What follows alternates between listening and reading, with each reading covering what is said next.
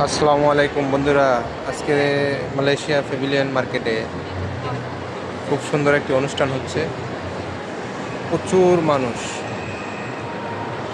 দেখেন প্রচুর মানুষ। এর আগে এত মানুষ হয়েছে নাকি কখনো আমার জানা নেই। প্রচণ্ড মানুষ, আপনারা দেখেন।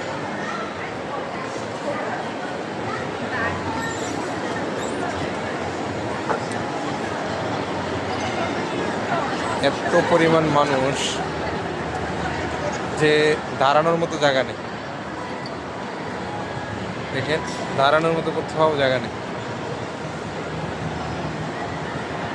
একটি কোম্পানির এখানে প্রচার করতেছে।